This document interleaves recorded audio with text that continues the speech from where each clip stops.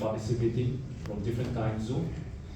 I'm aware of the participations of some of the best brain from Naga homelands who are working and who are doing excellent work in their different professions. In fact, I requested today's committee, the organizers, to call someone else, but they have insisted that I should be the one speaking as a resource person. I accept this challenge with humility, and I know the challenge ahead of me, but when I stand here, I do not stand here as an individual, as Lampuchi Siro. I stand here as a Naga youth, as a concerned Naga, and also one of the Naga tribes, Nakul. As one of my brothers from Burma have said, Nakul is one of the 7 recognized tribes in Burma. So, as one of the affected tribes, I am standing here to stand firm and to express solidarity against the scrapping of FMR. Well, today, as I was talking to, but before I go there, I would like to express my gratitude to our chairperson, Professor Rose, for the wonderful introductions, and for my previous resource person, Professor Paul. He was, in fact, one of the resource persons in 2015, I think, NSUT organized, and we have huge admiration for his contributions, articulations, and advocacy for the Naga cause. So I am deeply honored and delighted to share this and platform with him today. Yes, so while I was talking with Professor Rosemary, and she was narrating that we have MA final year students and research scholars and CSOs from different organizations, but particularly something that excited me was the participations of students, final year students and research scholars. That somehow bring me back to the memory of my days in college. And I would like to start off sharing with a short classroom lectures delivered by some of our professors in today's seminar. One of our professors while talking about the India-Pakistan partitions, he was narrating that while India and Pakistan was about to be born, the defense forces has to distribute resources because all the resources was within the British India Army. So now, since it is going to be a two nation, is it better? So they have to equitably distribute or divide the resources. So after dividing the resources, that bagpipe musical instrument that come out to be an odd one. So I think both the Pakistan Army and now the Indian Army, they have a very tough argument that who should own that musical pipe, a bagpipe instrument, the Scottish one. So now that was at the time of India's independence. So I was thinking, when they were dividing and fighting over that bagpipe musical instrument, what my people living in the border area must be going through that time.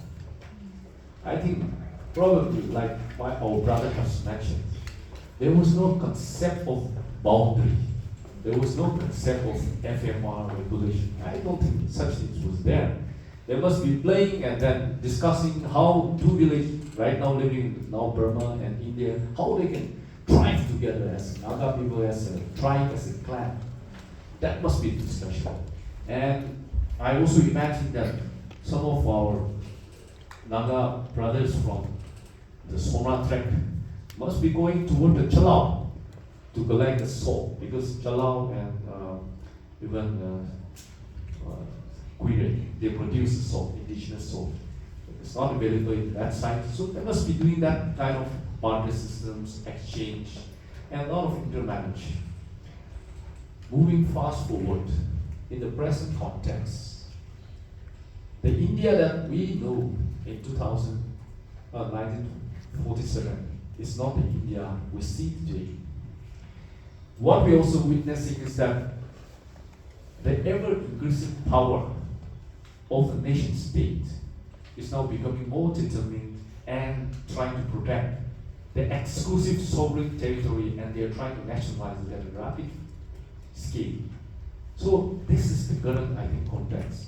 On the other hand, yes, the resolve for the Naga people, yet though we are divided into different boundaries, we as Naga people, the collective imaginations as Naga people, the oneness as Naga people, despite the divisions, I think today's seminars and various rallies that we have seen manifest that resolve to live together as one people. But at the same time, this doesn't go without a challenge. A challenge in the form of economy, larger military force, and a lot of psychological tactics that they can deploy in the course of achieving their exclusive nationalizations of territory. And that is where the indigenous people are badly affected. So, looking at the background, it is, I think, well-established fact that interventions of our homeland try to demarcate not as per our aspiration, not based on our rights, but by the external forces. First manifested in 1826 Treaty of Yandamu. That is where that ended the first Burma-British India Anglo War, first Anglo War. When they were about to end that Anglo War, they come up with the Treaty of Yandamu. That somehow has demarcated our land into Burma side and India British side. And like our chairperson, Professor Rosemary, was mentioning, in 1952, arbitrarily they have officially divided the boundary as Burma-India International Border.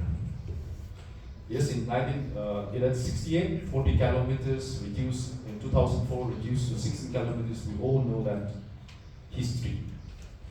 But this was all done without our consent, without understanding or without any empathy on how this can affect our people. In today's topic, we are talking about the indigenous rights. And one is effects on or the consequences on our identity. When it comes to indigenous rights, yes, at the international organizations, we will have our indigenous rights as recognized by the UN.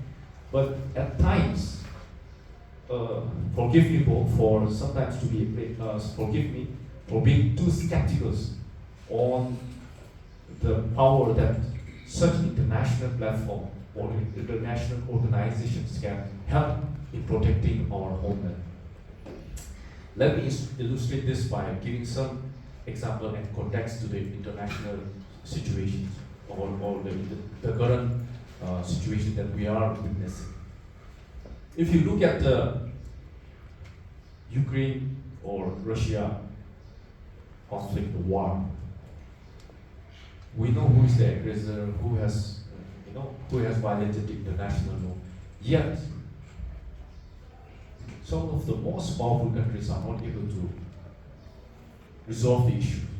That is the challenge that I think the current global world order is facing. So, despite a lot of, there is another challenge of how some of these powerful states are aiming to expand their territory, even without any remorse. Even the most celebrated, the most powerful democratic country in the world, United States, is talking about annexing Greenland or acquiring Greenland or Canada. So this emerging determination from the nation state to solidify their boundary, their territory, and also to expand is reflected in most of this current international world order. If you look back in our context, the India's state insecurity towards the expansion of, they are citing that with the expansion of Chinese influence in Myanmar, or perhaps because of our Naga people's movement and our movement, all these reasons are cited as a reason why they are scrapping the FMR. And another context is from the Manipur side, because as you know, Manipur Chief Minister is one of the leading leaders that advocated for scrapping of FMR. So when you look all these complex issues, it is important for the Nagas to take positions with clarity. One possible positions that the Naga people can take is, like Professor Paul was talking about, the peaceful resolution of the Naga political talks. The scrapping of FMR or citing security as a problem for scrapping of FMR indicates the dishonesty on the part of the government of India. Since they are in talks with the Naga organizations to resolve this long-standing Indo-Naga political issue, they should first try to address the political issue and resolve the issue first, instead of trying to divide the Naga homeland. So I think from the Naga side, when we have the consultations with the state government, I think I will request our organizers to also consider mentioning that the government of India should give priority to resolving the long-standing Indo-Naga political conflict, rather than focusing on too much on their security. Because if they go for less scrapping of FMR, the armed conflict, the armed movement will continue so long this Indo-Naga political issue is not resolved. So I think that is one area. And they have cited so much on illegal immigrants and influx of drugs. On this platform, I would like to debunk this unfounded claims. Take for an example, in Ubud district, there are many areas, I'm sure, many of us, we can give that example, but I would like to take one glaring example in, let's say, Sharkapum village, which is not very far from Imphal Valley. So that whole mountain range is cut down by the Bugis settlers there, not very far from Litan. Yeah? So they have cut down what for? Plantation of poppy. Yeah? And across that mountain, just adjacent to the mountain, you will see a Assam rifle post there. If they are really for, but you know, when you plant a poppy, it is not for decoration, it's not for beautifying the mountain. Obviously, the end product we all know. But unfortunately, Assam rifle would do nothing. So, the government of India, as stated in the national media, in their positions, openly trying to curb, because it sounds nice, you know, when you say that you are trying to stop entering of drugs so that we can save our nation from drug madness. All these things, it is very appealing to convince the general mass. But we have to understand the reality. It's not, I don't think that that is the reason. On the second part, when we say that they are trying to control the illegal immigrants, there are many media reports and CSOs. They have already come out in public on record saying that Assam Rifles are the one who is ferrying or transporting the illegal immigrants. So there is an open record that says that they are the one who is doing it. We have seen it. And take for example, I'll give you one example. The nexus of security forces and some of the ethnic communities. There was a village called Silent Village near the Imphal Valley. The Silent Village was burned down somewhere in early part of 2000, I think 2011 or something. I forgot the exact year, subject to correction, 11 or 12 something. It was burned down. When the people, the Naga villages, they requested the state authority to give them protections and for rehabilitations and to give them material support for the reconstruction. It was never done so. But if you look the examples of, I think that was in 2001, if I'm not mistaken, that Kuki villages was burned down in Kamchong headquarters. That time COVID was badly, affecting everyone, every villages. But rapid scale, they provided all this, that iron bar and tin sheet, and they quickly constructed. Now, there was 2 villages. Yes, we don't know who were the perpetrator of that, but 2 villages already recently, 2-3 days back, on the border of Kamchong, burned down. Now we are seeing that on a rapid scale, constructions, all these things were about to be, taking place. Some claims, many CSOs and many people living in that border area site, they claim that those villages are strategic villages where Kuki militants, they take it through, like GNF, or otherwise where they help in gathering intelligence.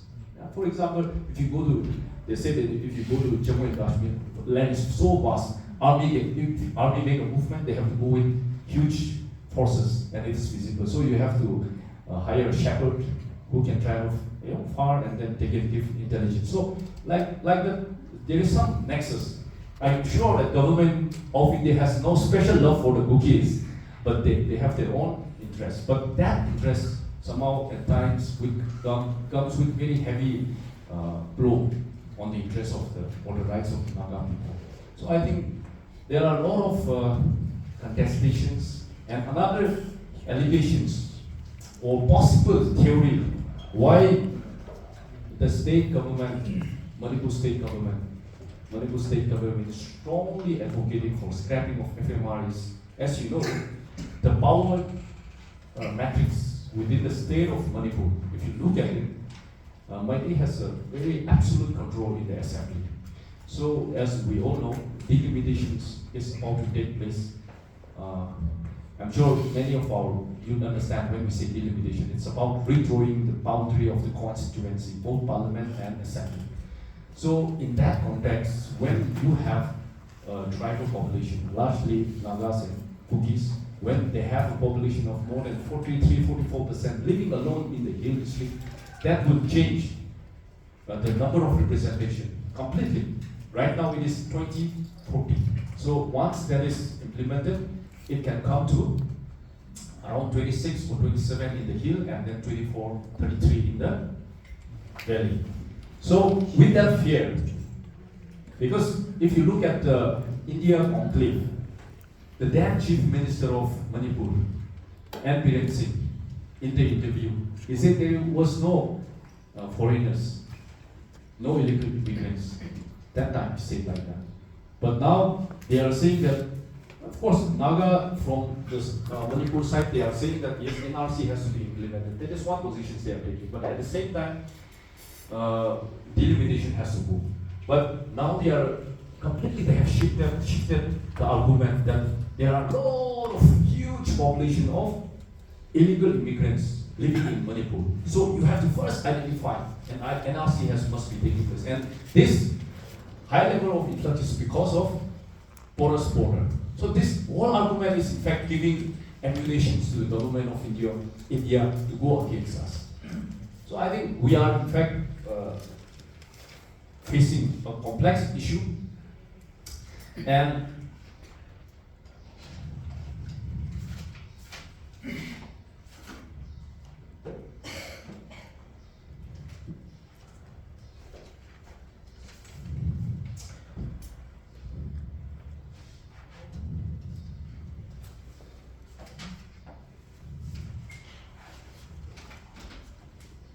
as we are talking about this border, we know that this Myanmar border, I wanted to be sure on the number, so just want to check. So it says 1,653 kilometers is the border that we share with Burma side. Arunachal has 520, second is Mizoram 510, Manipur is 398, and Nagaland is 250. That is the the area where we are sharing with Burma side. If you look at this 1,653, largely, whether it's in the 520 in Arunachal, or the 398 in Manipur, or 250 in Nagaland. It's mostly Naga's territory. So when we started allowing the physical constructions of this wall, that fencing, then we are just blocking ourselves to evolve as a strong, united, that the collective Naga identity. By doing that, it will be badly affected. Take, for an example, within the Indian state, we have these 4 states in Arunachal, Assam, Manipur, and Nagaland. Just because of these state divisions, it's within India, okay, we are talking about. But still then, because of that, even our own identity, we are tagged as Manipuri. Sometimes Manipur Naga, Arunachal Naga. Now they don't want to even put the name Naga, so it's Arunachal. So because of this boundary, just imaginary boundary within the same country can also have distort your identity, your oneness. And sometimes, since many family, not everyone share patriotic stories, struggles. In not every family we share that. Some, yes, family will be able to narrate the story, and then their children will be clear about our issue. But there are many Naga families, whether living in, let's say, Imphal or Itanagar or in Guwahati. So slowly, our collective strength as a people will weaken. Why NATO, for example? Am I taking too much of time? So I'll try to wrap up in 2-3 minutes time. When NATO was formed, they say that attack to one country is an attack to everyone. Okay? They say that is the treaty that they have. Now tomorrow, if let's say in homeland, the Chinese populations are increasing tremendously. It is our land, just on the river bank of the homeland. The Jingmen River. So it is our homeland. Chinese are rising in huge number. Like the NATO treaty, NATO's, they are different nation states, but still they have a treaty. If there is an attack on one country, they come. Likewise, the Nagas, among the, let's say, within the Naga villages, if certain external forces come in, they like the Kohima. Because of this, I think the whole Naga rise up together and we fight together against the British Empire when they attack the Kohima. Likewise, tomorrow, if there is an attack to the Naga people living in homeland, with this kind of border, who will go? As a people, we must evolve together and strengthen our identity and grow together, because culture is also about sharing. It's about building trust.